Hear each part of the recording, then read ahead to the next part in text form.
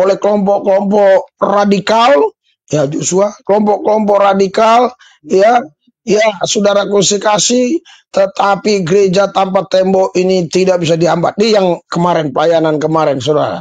Iya, karena kami latih mereka. Nah, tadi judulnya Risulubis melatih perang jemaat gereja tanpa tembok, supaya kalau kadrun datang bisa menghancurkan kadrun-kadrun ya. Jadi kita latih perang mereka ya. Kita latih perang. Nanti kita saksikan cuplikan-cuplikannya. Kita latih perang mereka ini ya. Wah, ini gereja yang sangat ditakuti. Tidak ada yang pernah berhasil menutup gereja ini. Ya, padahal gereja ini sangat, saudaraku yang saya kasih ya, mengganggu para kadrun. Sebab banyak sekali saudaraku yang saya kasih ya, orang-orang ini, nah, di ini, orang-orang ini ya, orang-orang kadrun-kadrun itu marah karena banyak ya. Ya sebenarnya menurut saya banyak tempat lain sih kalau mau ya, saya kasih tunjuk ya, ya kan, karena memang ini wilayah pelayanan kita, memang tempat lain banyak. Saya tahu ini tanah pemerintah, siapapun boleh bebas di sini ya. Tapi kita udah hampir 6 tahun bulan 4 ini di sini. Assalamualaikum warahmatullahi wabarakatuh. Berjumpa lagi dengan Jadid HMC ya, channel yang mengedukasi dan menghibur. Di kesempatan kali ini kita akan membahas Pendeta Risuli Lubis yang sedang mempersiapkan pasukan, teman-teman. Yang sedang melatih perang anggota-anggotanya yang dia sebut sebagai jemaat gereja tanpa tembok. Mengerikan, teman-teman ya. Jadi dia sedang melatih perang, teman-teman. Ya, ini ibaratnya Risuli Lubis menempatkan dirinya sebagai panglima pasukan untuk melawan umat muslim, teman-teman. Karena dia bilang ini untuk melawan kadrun-kadrun, dan kita tahu maksud statement kadrun tersebut dialamatkan kepada siapa. Ya, ini yang teman-teman harus tahu dan teman-teman harus cermati ya. Cermati baik-baik bahwa Risuli Lubis ini mengerikan, teman-teman. Ya, bahkan dia mempersiapkan segalanya untuk menghadapi umat muslim. Dan ini bukan sembarangan, guys. Saya tampilkan sebagai bukti ya, karena kita bukan channel Polycardus yang ngomong tanpa bukti. Ini yang teman-teman harus garis bawahi. Semua konten-konten yang saya sajikan, berita-berita yang saya tampilkan, itu semua ada dasarnya. Kita bukan Polycardus yang ngomong tanpa dasar. Apapun yang saya buat, saya selalu menyertakan bukti-bukti dari statement saya. Dan saya juga ingin sampaikan kepada teman-teman yang baperan ya dengan konten kemarin, kalian bisa cek kebenaran dari konten tersebut. Dan juga sebenarnya saya ada satu lagi video dari Bang Zuma yang menasehati Unirifa, yang menegur keras, ya bahkan menegur keras. Tapi saya rasa nggak etis lah saya tampilkan ya, daripada melebar kemana-mana. Tapi saya hargailah. Saya hargai para pendukung Unirifa yang marah kepada saya, yang ya bisa dibilang mereka adalah simpatisan dari Unirifa, dan kalau Unirifa bercanda, menyatakan saya murtad, buat judul saya murtad dan sebagainya, nggak apa-apa. Tapi Unirifanya jangan disentuh. It's okay. Ya, kalau Unirifa memang tidak boleh disentuh, maka saya juga udah ngomong sama Unirifa, saya nggak akan lagi membahas ya, ataupun membuat konten mengenai Unirifa di channel saya. Ya, oke. Di sini saya ingin tampilkan tentang Risuli Lubis, guys. Ya, di sini teman-teman bisa lihat ya, ini bukan saya ngomong, tapi Risuli Lubis sendiri, channelnya Risuli Lubis Metanoia. Pendeta Risuli Lubis, latih perang untuk hancurkan para kadrun yang mau menghancurkan gereja tanpa tembok. Risuli Lubis mengajak jemaat gereja tanpa tembok melawan kadrun kalau datang ganggu ibadah. Ya, jadi ini berjilid-jilid dia buat judul seperti ini, guys. Ya, dan ini channel dia langsung ya. Kalian bisa lihat ini linknya. Nah, ini channel dia ya, 466.000 subscriber. Jadi saya kalau ngomong itu bukan tanpa alasan, tapi ini memang disampaikan oleh Risuli Lubis sendiri bahwa dia menyerukan kepada orang-orang ini untuk melawan umat muslim yang datang ke tempat mereka menjadikan atau membuat halaman ini ya sebagai gereja tanpa tembok. Nah, ini cukup mengejutkan ya. Saya nggak ngerti gitu. Apa yang ada di pikiran Risuli Lubis? Yang pertama, ini tanah punya pemerintah. Ya, ini bukan tanah yang bisa kamu pakai sesuka hatimu. Karena ini berada di belakang Masjid Istiqlal. Itu yang pertama. Terus yang kedua, sejak kapan ini jadi gereja? Mana izinnya? Nanti kalau dibubarkan ya, contoh nih, Satpol PP membubarkan dia. Nanti dia pasti akan ngomong, kenapa ibadah dibubarkan? Nah, inilah mereka teman-teman. Mereka sesuka hatinya, tetapi nanti begitu pemerintah menertibkan, mereka tuduh pemerintah kadrun. Mereka tuduh orang Kristen dipersekusi, orang Kristen dipersulit dan sebagainya. Nah, ini ngerinya mereka teman-teman. Coba saya tanya nih teman-teman Kristen, menurut kalian, ini gereja atau bukan? Menurut kalian, boleh nggak? Ya, tiba-tiba kamu datang ke satu tempat, datang ke satu lapangan, ya, terus kamu mengajak orang berkumpul, terus kamu bikin acara di situ, terus begitu dibubarkan kamu marah-marah. Cocok nggak menurut kalian? Nggak boleh teman-teman. Kita kalau membuat keramaian, itu wajib aja izin ya.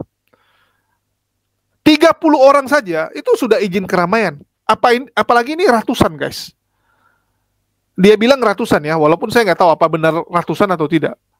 Tapi menurut klaim Risuli Lubis, gereja tanpa tembok dia sekarang dihadiri seratusan orang sekali ibadah. Saya nggak tahu ini ibadah atau nunggu nasi dan bantuan uang yang diberikan Risuli Lubis. Karena saya juga sudah pernah ke sana. Ya, bagi teman-teman yang udah ikut lama mungkin udah tahu ya, 1,5 tahun yang lalu saya sudah pernah ke sana dan kita sudah lihat langsung. Ya, tahun lalu kita sudah lihat langsung tempat yang disebut oleh Risuli Lubis sebagai gereja tanpa tembok tersebut. Itu berada di belakang Istiqlal dan yang datang di situ bukan hanya Kristen, tapi yang Islam juga banyak. Bahkan lebih banyak Islam. Kenapa bisa lebih banyak Islam? Ya namanya juga di Jakarta, guys. Ini kan orang-orang yang tidur di sana. Ini kan bisa dibilang ya gelandangan lah. Gelandangan yang tidur di sana dan mereka menunggu makanan. Menunggu orang-orang baik yang mengulurkan tangannya.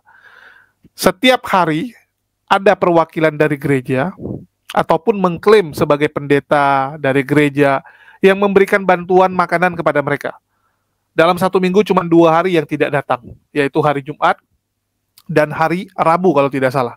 Rabu dan Jumat tidak datang, selebihnya selalu ada ganti-gantian, termasuk Risuli Lubis yang tiap Kamis, yang kita dapat keterangan tiap Kamis ke sana dia. Jadi dia bantu tuh ya sambil ngasih makan teman-teman.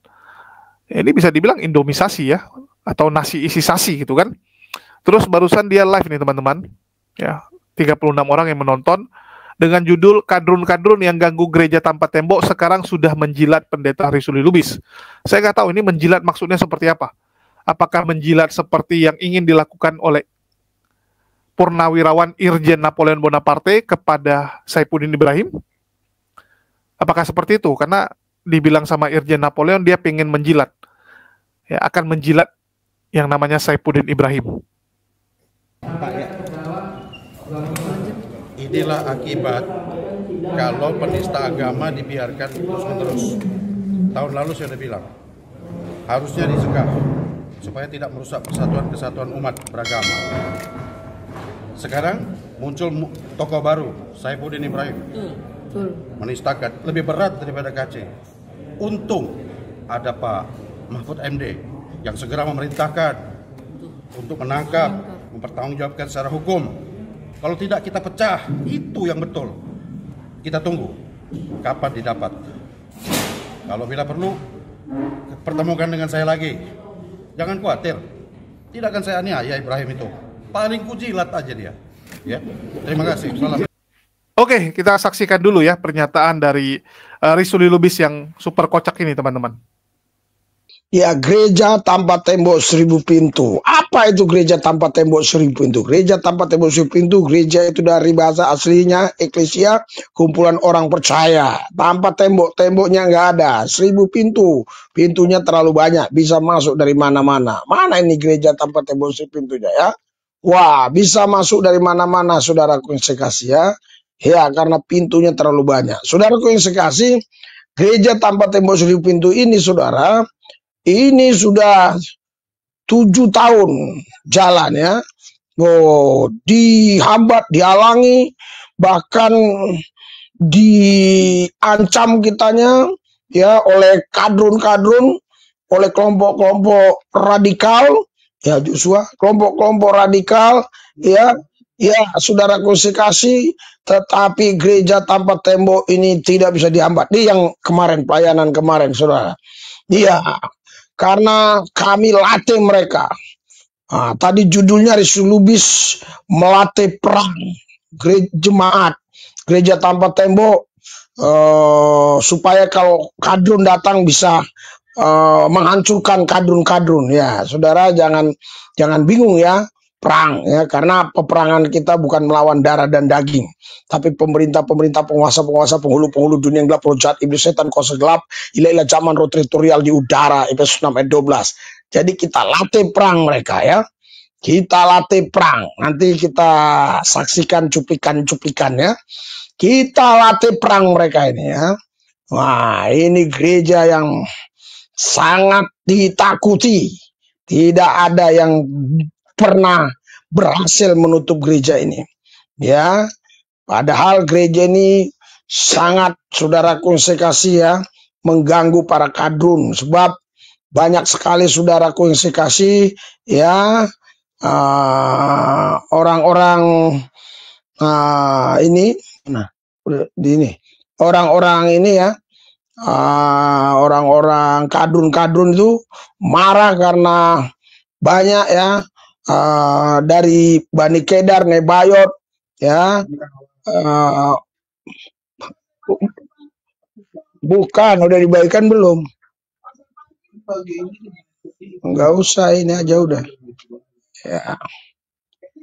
Ya, saudara konsekasi dalam Tuhan Yesus. Inilah gereja tanpa tembok 1000 pintu ya. Ya, kita doa dulu ya. Hadirat urapan kuasa Tuhan bekerja, Roh Kudus ambil alih. Lidah hambamu tidak menghina, menista, memfitnah agama suku ras tertentu ya, yang sudah ikut live. Urapi mereka, berkati mereka, mencintai Tuhan, mengasihi jiwa-jiwa, diberkati untuk memberkati, khususnya gereja tanpa tembok 1000 pintu, biar tetap bisa memenangkan sebanyak-banyaknya jiwa-jiwa. Haleluya, haleluya. Kalau ada kadrun-kadrun yang coba mengganggu gereja tanpa tembok 1000 pintu, kami satukan hati iman kami usir, kami tolak, patahkan kuasa dalam nama Yesus.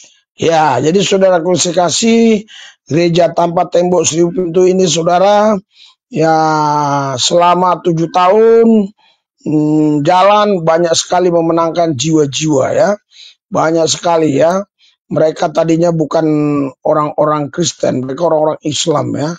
Ini diganti-ganti terus ya. Diganti-ganti video-videonya untuk membuktikan bahwa memang aktivitas gereja tanpa tembok. Ini ada lagi yang ganggu-ganggu ya. Nah, ini diganggu ya.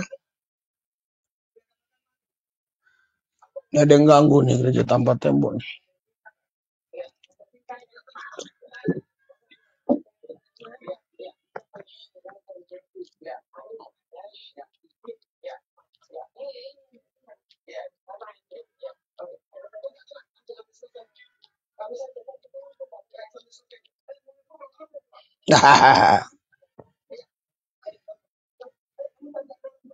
Nah, inilah saudara konsekrasi di kadrun ya.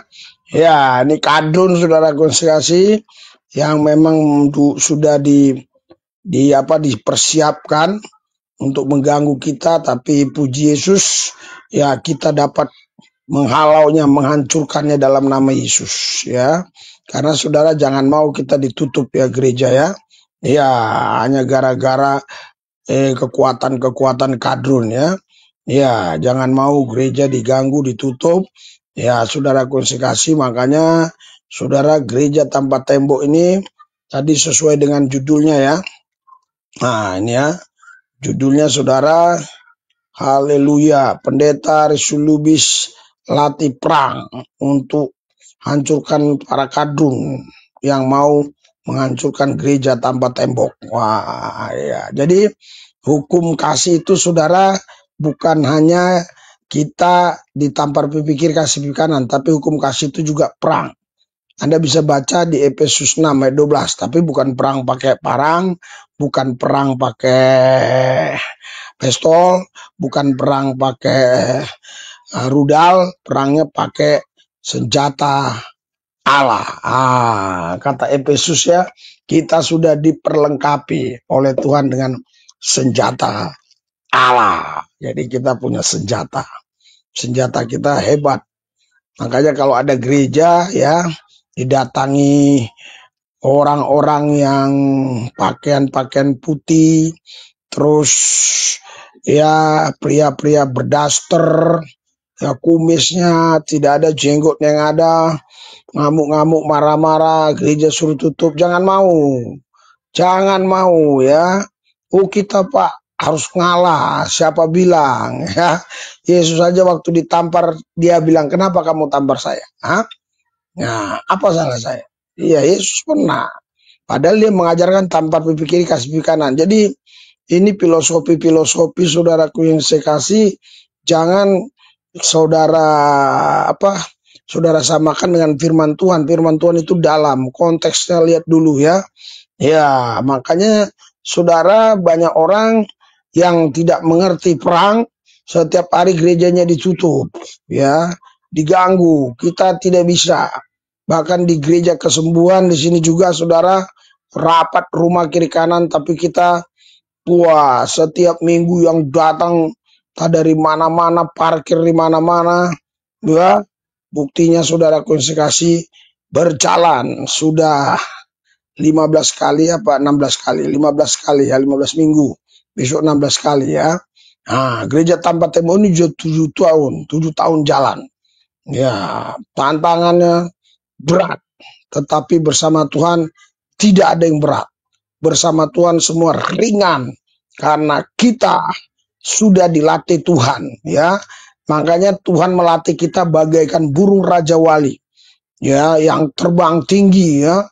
Jadi Tuhan melatih kita saudara bagaikan burung Raja Wali. Jadi burung Raja Wali itu saudara saya kasih, kalau dia bertelur, dia tidak sembarangan bertelur di segala tempat. Dia cari itu tempat yang paling tinggi, yang dianggapnya paling tinggi, dan setelah itu dia bertelur di situ, dan telurnya itu saudara ditutupi dengan sarang yang runcing-runcing ya, yang berduri-duri sarangnya.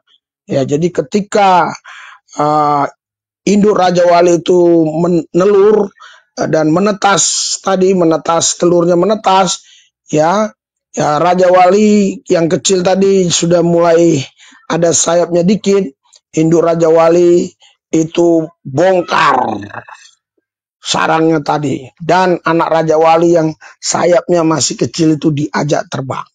Di ketinggian tertentu dilepas. Tentunya anak Raja Wali tidak mampu terbang sendiri karena sayapnya masih sedikit, masih kecil ya, bulunya masih sedikit.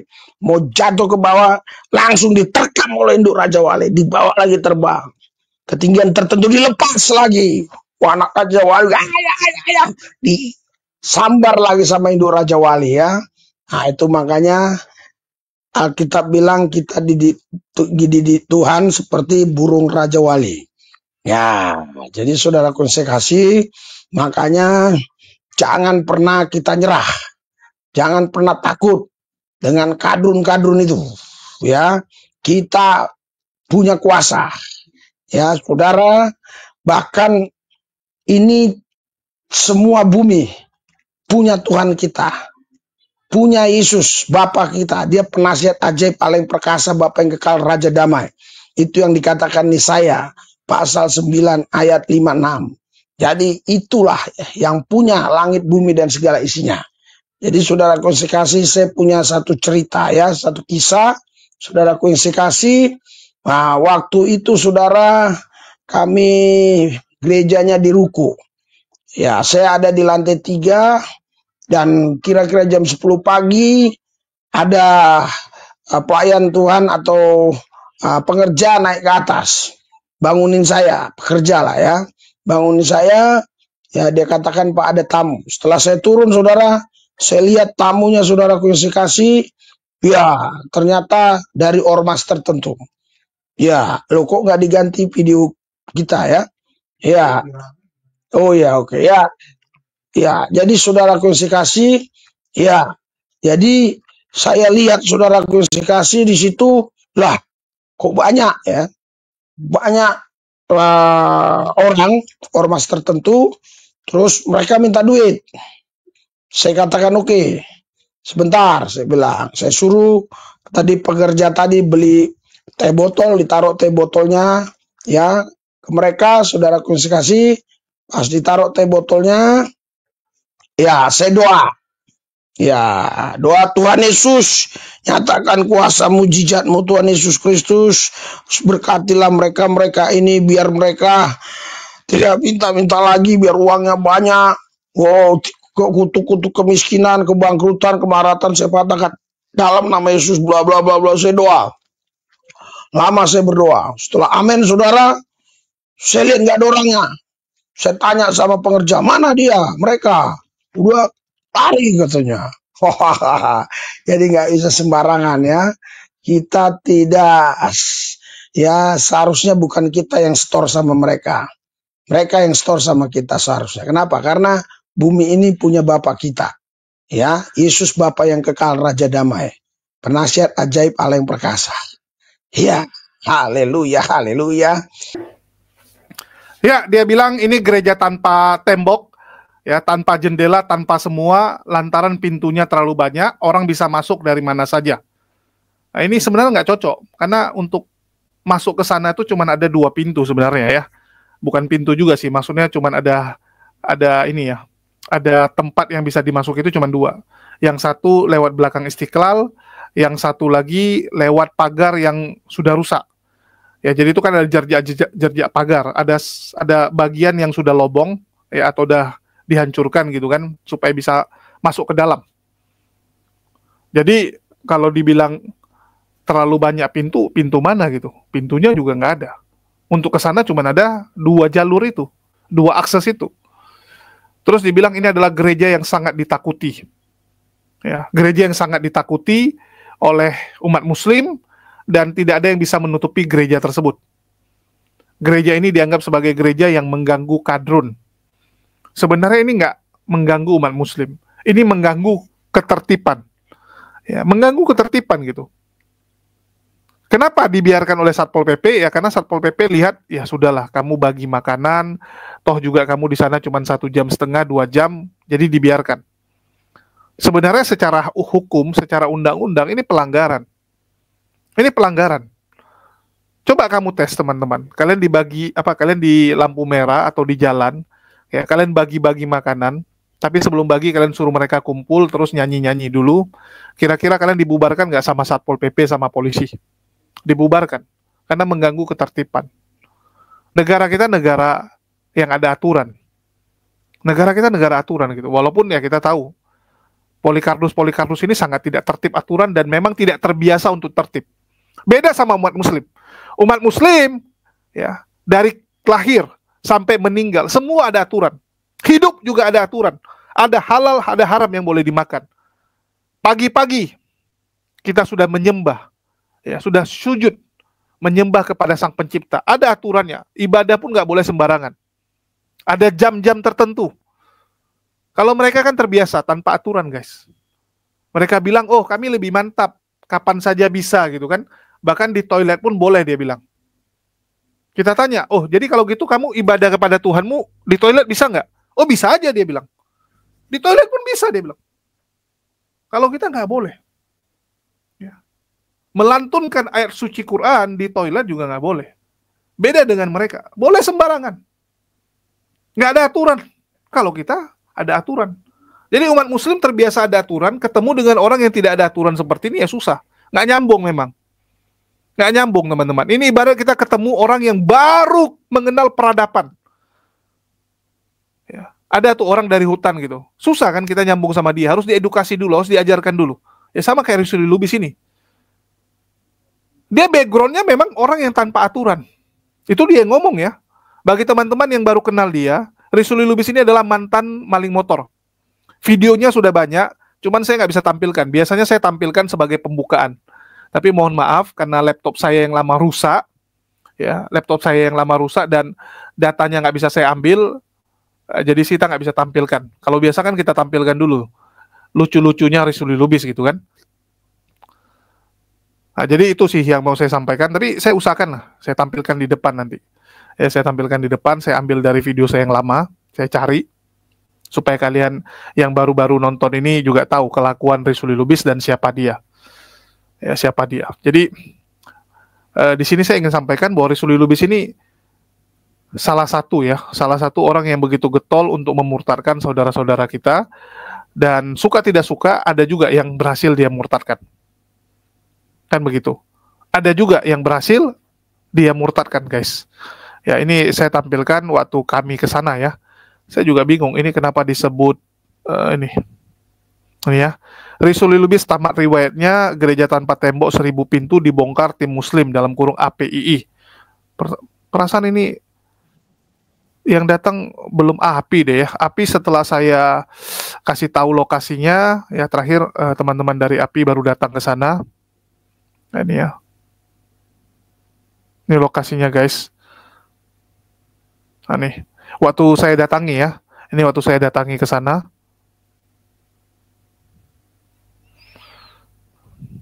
Ini orang-orang itu. Ya, orang-orang itu. Oke, jadi ya, Risuli Lubis selalu membuat judul-judul yang bombastis, ya, mengatakan bahwa kadrun harus dilawan lah dan sebagainya. Yang pertama, yang teman-teman harus tahu bahwa umat muslim tidak ada niat sedikit pun untuk mengganggu gereja tanpa tembok Risuli Lubis selama gerejanya itu legal. Ya, masalahnya ini nggak legal gitu. Mana bukti bahwa ini ada gereja tanpa tembok? Besok kita bikin jadi masjid tanpa tembok aja kalau gitu ya. Ya, mungkin kita akan coba teman-teman mengajak mereka sholat berjamaah di sini. Kita akan bikin jadi masjid tanpa tembok kalau begitu. Kira-kira teman-teman setuju nggak? Ya, kalau teman-teman setuju, mungkin kita akan coba mengajak saudara-saudara muslim kita di sana untuk sholat berjamaah. Ya, paling kita siapkan terpal juga ya, ataupun karpet atau apapun lah sebagai alas. Dan mungkin kita harus cari juga sumber air untuk wudhu mereka. Ya, karena di sini nggak ada air, nggak ada toilet, guys. Ya, dekat sini nggak ada toilet. Paling dekat ya ke Istiqlal, harus jalan kaki lagi kan ke sana. Dan kalau udah ke Istiqlal kan lucu juga. Masa wudhunya di Istiqlal, sholatnya di sini? Mending sholatnya langsung di Istiqlal. Nah, kan begitu. Ya, mungkin boleh ya. Kita akan coba untuk mengajak sholat orang-orang yang ada di sini. Ya, sholat berjamaah. Dan kita mungkin akan lakukan hal yang sama, yaitu membagi makanan juga. Ya, biar iman mereka juga dikuatkan. Jadi, kalau kita bilang kan, 1 minggu 5 kali mereka mendengarkan khotbah atau pernyataan dari pendeta-pendeta, ya, evangelis dan sebagainya lah. Minimal seminggu sekali ada dari muslim juga yang memberikan ceramah untuk menguatkan iman mereka supaya mereka tidak patah semangat dan mereka tidak sampai murtad. Karena kita juga dengar kabar bahwa yang murtad dibayarin ya oleh mereka, tapi sedihnya cuma 500.000. Ya, ada keterangan bahwa yang murtad itu dikasih 500.000. Nah, ini kita akan coba upayakan deh. Ya, kita akan coba ke sana untuk mengajak mereka sholat berjamaah. Karena sebenarnya Risuli Lubis juga, kalau saya lihat ya, belakangan ini kurang aktif ke sana sih. Videonya banyak itu yang diulang-ulang.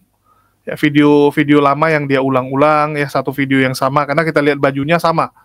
Ya, videonya hanya diulang-ulang sama dia gitu kan, untuk nyari simpati dari masyarakat. Nah, nih ya, teman-teman ya. Nah, ini video ini 4 hari yang lalu sama yang ini 54 menit yang lalu, ya, 54 menit yang lalu, ini sama nggak? Sama kan? Betul tidak? Sama videonya. Jadi dia cuma ulang-ulang video seakan-akan dia sering ke sana. Karena saya dapat keterangan juga terakhir-terakhir dia udah mulai melempem. Sudah sebulan sekali aja baru ke sana. Sudah sebulan sekali gitu. Tapi mungkin gereja lain masih aktif. Ya, terlepas dari Risuli Lubis sudah nggak ke sana, tapi kita tetap harus membentengi saudara-saudara kita dari ancaman pemurtatan yang dilakukan oleh misionaris-misionaris gitu. Jadi ini tanggung jawab kita lah kalau saya bilang ya. Tanggung jawab kita, dan rencananya kita akan aktifkan lagi Jumat Berkah. Ya, ini buat teman-teman. kita akan mulai aktifkan lagi Jumat Berkah, dan supaya lebih gampang mungkin saya targetkan di situ saja gitu. Jadi Jumat Berkahnya di drop di satu titik ya, yaitu belakang Masjid Istiqlal itu, untuk membantu saudara-saudara kita, sekaligus sambil kita bagi Jumat Berkah, mungkin kita kasih mereka tausiah-tausiah singkat ya. Kita kuatkan iman mereka, dan ini cocok untuk Daman gitu, daripada Daman entah ngapain gitu ya. Ya Daman itu gitu-gitu dia ustadz, gitu-gitu dia pengajar di Ponpes guys.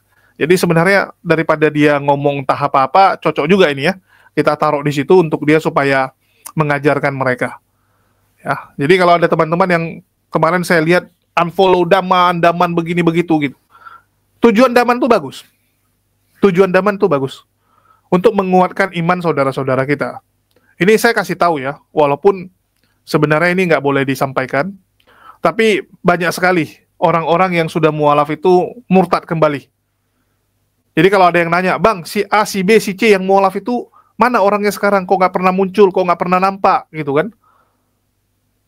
Masalahnya mereka sudah murtad. Ada orang-orang tertentu yang sudah murtad kembali. Loh, kok bisa gitu? Ya karena memang waktu dia mualaf imannya belum kuat, dan dia ketemunya dengan orang-orang yang terus membawa syubhat-syubhat tentang Islam. Banyak. Ya tiap hari kasih syubhat, kasih fitnah Islam gitu. Lama-lama termakan juga kan, dia bingung gitu kan, dia lihat, loh iya di Islam kok ada yang begini, kok ada yang begitu gitu. Membuat dia ragu, dan dia bingung mau bertanya kepada siapa. Karena bingung bertanya kepada siapa, lama-lama kemakan fitnahan itu. Akhirnya dia murtad kembali. Nah ini yang kita nggak mau gitu. Kita harus kuatkan lah. Ya, walaupun cara orang untuk menguatkan iman itu kan beda-beda.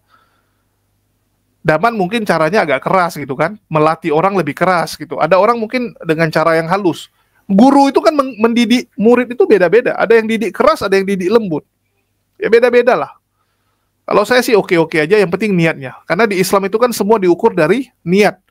Niat kita tuh apa gitu? Apakah niat kita ingin memurtadkan dia, atau malah ingin menguatkan iman dia? Kalau kita niatnya memang ingin murtadkan dia, ya kita salah, dosa itu. Tapi saya tahu niatnya Daman adalah supaya iman mereka kuat. Jadi ya sudah. Apa salahnya kan begitu? Ya, jadi ini yang mau saya sampaikan, dan mungkin kita akan aktifkan Jumat Berkah untuk di sana, yang akan kita mulai insya Allah mungkin minggu depan. Ya, karena kalau besok takutnya nggak keburu. Ya, kalau besok takut nggak keburu, jadi minggu depan lah. Ya, tapi kalaupun harus mungkin Senin ya, Senin bisa lah, kita mulai mungkin hari Senin aja, ya Senin atau Selasa kita mulai supaya cepat lah, ya, supaya cepat juga gitu. Baru nanti Jumatnya sekali lagi kita buat di situ lagi. Oke, mungkin itu aja yang bisa saya sampaikan. Makasih nih buat teman-teman semua yang udah nyimak, udah mendukung channel ini, udah membantu channel ini. Dan bagi teman-teman yang punya MMT atau spanduk ya, spanduk yang sudah tidak terpakai tapi masih bersih, ataupun terpal, ya boleh hubungi saya. Karena kita nampaknya butuh terpal. Kalau makanan oke lah, kita tinggal beli ya. Kita tinggal beli untuk dibagikan. Tapi kalau terpal ini kan lumayan mahal ya. Dan sebenarnya sayang gitu uangnya kalau dibeli terpal gitu. Tapi bagi teman-teman yang punya terpal seperti yang dipakai Risuli Lubis ini, yang tidak terpakai ya, ataupun spanduk-spanduk yang besar lah ya, spanduk raksasa yang bisa dipakai untuk duduk banyak orang, bisa hubungi saya ya, kita bisa pakai itu juga. Ya, karena kan untuk sholat berjamaah juga kita butuh alasnya gitu. Karena ini apa ya, bukan batak, ini semen.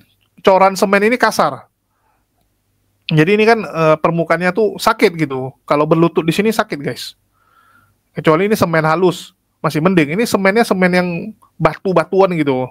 Ya, kalau kalian zoom kalian bisa nampak kok. Nah, jadi seperti itu. Dan kita butuh air ya, butuh air dari mana ya? Nanti coba kita pikirkan lah. Dari mana kita ambil air untuk wudhu mereka. Jadi kita akan buat sholat berjamaah sekaligus membagi makanan juga di tempat Risuli Lubis mendirikan gereja tanpa tembok. Nah, jadi dulu itu sebenarnya proyek itu saya serahkan kepada teman-teman APII, tapi karena ini ya mungkin kesibukan dan banyak kegiatan lain, terakhir juga sekali aja di situ. Udah pernah sekali terus off ya. Jadi mungkin kita akan coba untuk lebih aktif di situ. Kita akan jadikan kegiatan rutin lah. ya kita jadikan kegiatan rutin dan mohon supportnya teman-teman. Kita bikin sholat berjamaah aja. Oke, sekian dari saya. Makasih buat teman-teman semua yang udah nyimak dan mendukung channel ini. Makasih buat semuanya. Di akhir kata saya ucapkan wassalamualaikum warahmatullahi wabarakatuh. Sampai jumpa di konten-konten kita berikutnya. Ada pekerjaan, lalu kemudian ada juga makanan setiap harinya gratis untuk mereka yang sedang kesusahan gitu loh. Ini kita harus lakukan ini. Ayo semangat. Dan tentunya api, mari kita bergerak. Ini Akhi, masih ada testimoni tadi kan ngomong? Enggak. Oh ya, wes satu. Itulah reportase yang ada Ikhwan ya. Semoga manfaat dan juga semoga membangkitkan giroh kita dalam keagamaan. Karena Islam itu rahmatan lil alamin gitu. Kalau kita tidak membantu sesama, terus rahmatan lil alaminnya di mana? Kan gitu ya. Jadi itu aja lah reportase. Di sini aku, Kores Kris, ada Julius HMC dan juga Bang Handi. Kita pamit undur diri dan stay tune untuk solusi dan juga pergerakan kita berikutnya untuk mengcounter semua pendangkalan akidah, sembakoisasi, indomisasi dan apapun itu yang mencoba untuk menarik umat Islam kepada agama yang lainnya dengan cara-cara yang sangat licik dan juga humoris. Sama ini juga ya, gue ngasih tahu ya untuk para oknum-oknum ini, lu kalau pengen banyak umat lu, ya lu beranak gitu. Ngapain ngambil umat orang? Beranak lu. Susah amat sih kayak gitu juga. Oke lah, itu aja Ikhwan ya. Wassalamualaikum warahmatullahi wabarakatuh. Saya dulu punya suami orang Kristen. Ya, selalu mau minta makan, saya selalu dipukul sama dia. Innalillahi, minta makan dipukul. Ya. Lah itu di Islam itu kewajiban suami. Iya katanya. Sabar kek, lagian belum kerja katanya gitu kan. Ya, orang lapar emang nggak bisa nahan, apalagi ada anak ya kan, butuh susu. Ya butuh lah kebutuhan dapur gimana sih kan. Main tangan ya? Ya dia main tangan sampai saya disambit gelas. Innalillahi. Sampai curahan darah, terus sambit apa?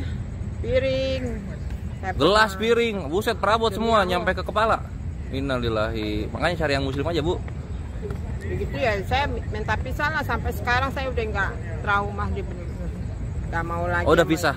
Oh, alhamdulillah. Masih dia nggak maksain kalau masalah tentang agama. Nggak bilang, kamu harus ikut saya, nggak. Saya emang nggak mau. Kalau saya udah janji, kalau semenjak pacaran juga, dulu agama jangan sampai gue kebawa gitu. Mantap Bu, imannya ibu kuat. Ya bang ya. Saya tetap saya kencengin agama saya sendiri. Walaupun saya hidup susah, biarin. Bu, ibu Betawi apa Jawa? Ya. Betawi. Bu orang Jawa. Jawa. Tegal saya. Oh Tegal.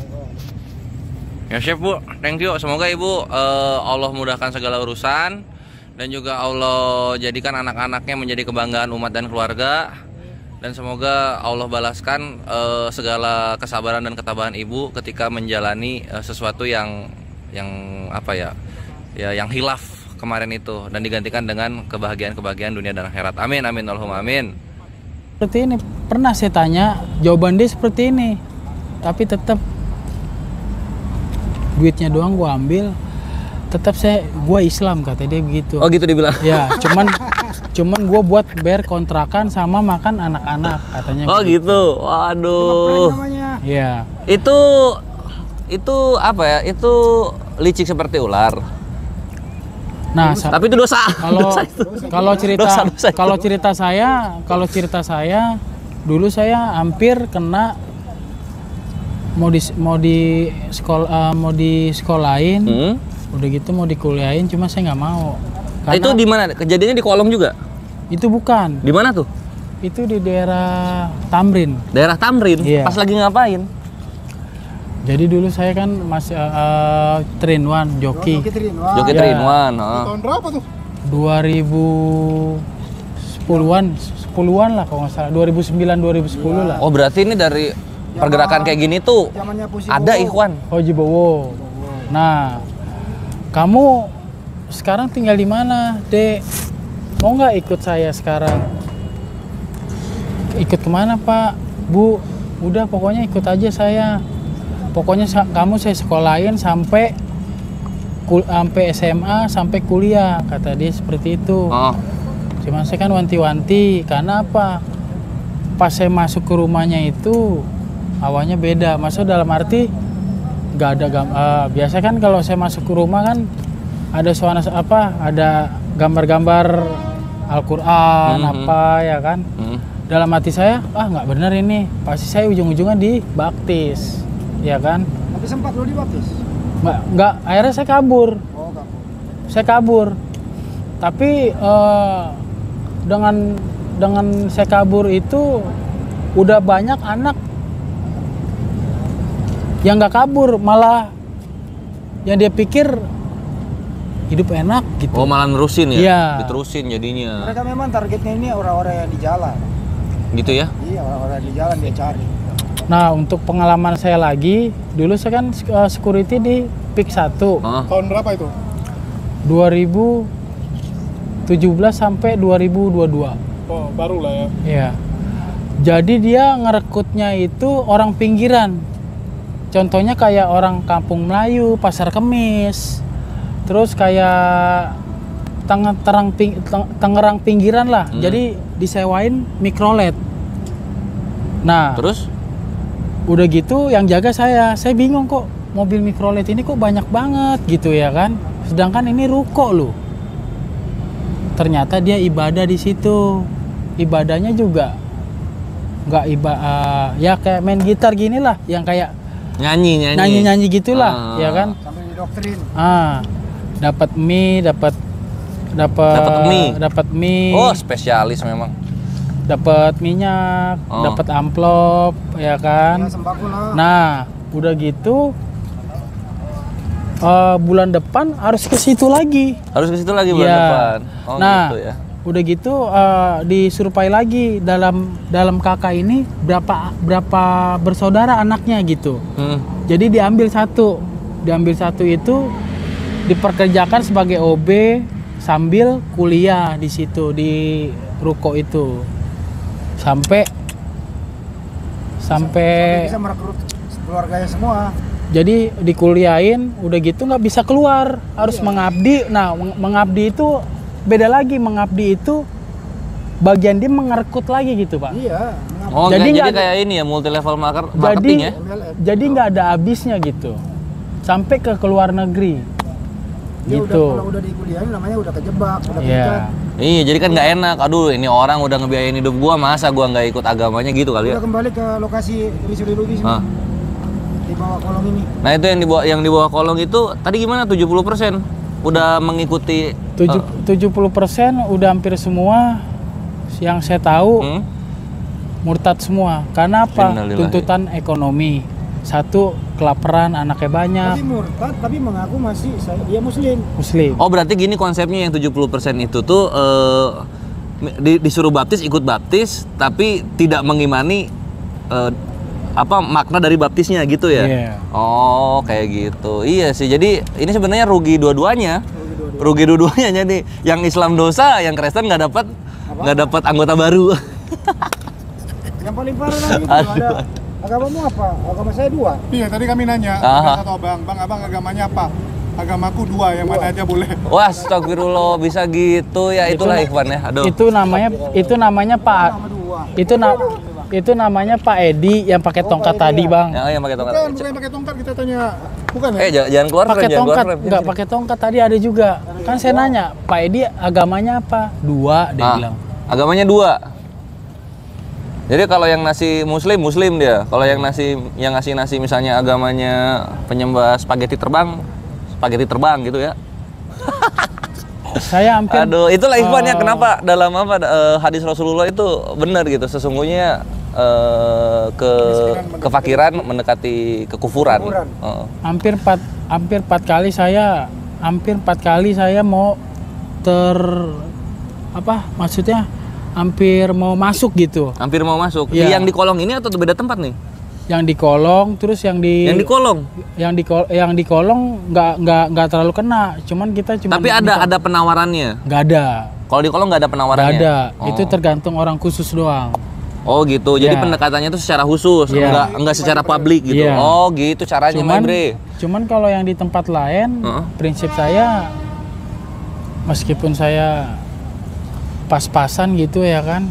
Ya kadang-kadang kalau saya jaga security kan dapat 30, 25, saya parkirin. Meskipun ini ya saya tetap gitu. Islam gitu. Jadi intinya gini ya, kaum muslimin dan muslimat di mana saja berada, bahwa target mereka itu adalah saudara-saudara kita yang sedang mengalami kesulitan ekonomi, kesulitan tempat tinggal. Mereka targetkan mempengaruhi mereka dengan berbagai cara agar mereka murtad.